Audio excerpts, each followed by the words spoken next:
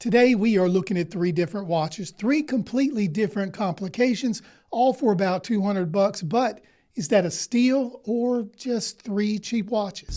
Hey, there you are, and welcome to My Dude Watch. My name is Jason, and today we're doing something a little bit different. We'll be talking about a GMT, an automatic, and a chronograph. And with an automatic discount applied, they come in right around $200. So grab a snack, pull up a chair, and let's talk watches.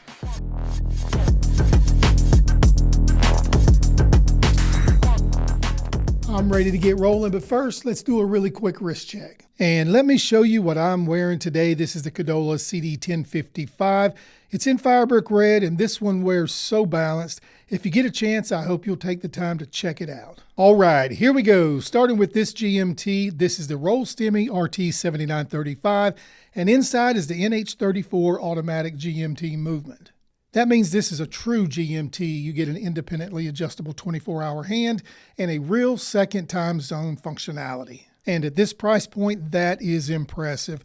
Now let's talk about the build. This one is just over 40 millimeters in case diameter, 48 millimeters lug to lug, and a manageable 13 millimeters thick. You get a screw down case back along with a push-pull crown. This guy gives you 100 meters of water resistance as well. It has a pretty nice stainless steel bracelet with 5 micro adjustments. The crown and clasp are both signed. And here's a surprise. Bezel action is actually pretty good. I wasn't expecting it to be so good, honestly. Not luxury smooth, but definitely not loose either. The bracelet is solid for the money. As far as my overall impression, there's nothing about this one that feels offensively cheap. And when you combine good finishing with real GMT complications, that's where value starts showing up. This one comes in right at $100 with applied discounts. Let me tell you about an upcoming video. If you're familiar with March Madness, you already know how this works. We're going to do a full Sweet 16 bracket, but with budget watches. I'm going to post 16 watches based on the ones you've inquired about most over the past year. So number 1 will take on number 16, 2 will take on 15, 3 will take on 14, and so on and so forth. Then we'll let the matchups play out round by round until you get down to the final 4 and a champion. This is going to be competitive, it's going to be controversial, but most of all, it's going to be fun. If you enjoy side-by-side breakdowns, you're going to love this. All right, let's continue. This is the Benyar BY5179, and from a distance, it actually looks pretty good. But once you get closer, the compromises start showing up, and honestly, so does the shortcuts. The case is alloy and plated. It's not solid stainless steel, and you can really see that when you compare it to the bracelet. The case is noticeably shinier.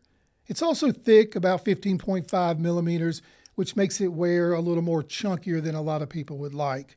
And the signed crown is push-pull. It has 50 meters of claimed water resistance. The crystal is a boxed mineral. It's not sapphire, but it is treated with AR coating, which never happens in a $40 watch, so legibility is pretty good. It has an aluminum bezel, which is totally fine, especially in this price range, but it turns very easy. And what I mean by that, it turns way too easily. There's also no resistance, and there's quite a bit of backplay as well, and it's also definitely warped. I'm not really trying to beat this one up, but I am telling you exactly what I see. Now, as far as the movement goes, I've seen different references as to what it uses, but Benyar says it's the G3265Z, which I can tell you this. It's gritty to wind, and you can really feel it. However, I must be honest and report that it's kept time. It doesn't hack, there's no date, the experience feels very entry level. So to wrap it up, I guess it works fine. It looks okay from a few feet away, but up close, this is clearly the weakest of the three. I think this is why comparing watches side by side matters. I have to keep reminding myself, well, Jason, what do you expect for $40? However, for another 15 to 20 bucks, you can get an upgraded watch from perhaps Pagani Design or Addy's Dive with much better quality. Now let's talk about the one that might surprise you the most. This is the Pagani Design PD 1766. It's really sharp looking. That blue in the light is something else. Man, it looks good. So power in this guy is the VK64 Mecha Quartz chronograph, and truthfully, a Mecha Quartz at this level makes a lot of sense. You get a really nice crisp pusher feel, and you can see a clean chronograph reset. This one measures in at 40 millimeters in case diameter is 48 millimeters lug to lug, and it comes in at 12 millimeters thick. You get AR coated sapphire and 100 meters of water resistance, and honestly, this one feels the most complete. The finishing is clean, dial layout is sporty but balanced. Nothing about this feels toy-like or cheap. All right, let's simplify this. Best complication is the Rollstemi GMT. It's got real functionality, solid overall value. The Benyar is proof that not all budget automatics are equal. And the Pagani Design chronograph gives you the best overall build feel, best crystal, and most refined experience. And this is where things get interesting because all three together are about $200. But value isn't about how many watches you can get, it's about where the money went. So did we get a steal? I think we got two of them, and one is a lesson learned. But here's my honest take. The Rollstemi GMT and the Pagani chronograph, both are great value pieces. The Benyar, it's a reminder that sometimes cheap mechanical isn't better than affordable quartz. We did put links in the description for all three of these as well as the wrist check. Go there, check them out, see if they're right for you. And remember, if you decide to make a purchase, My Dude Watch may get a small commission, but you don't pay more. Hey, you made it to the end of another video. Thank you for doing that. We appreciate you watching.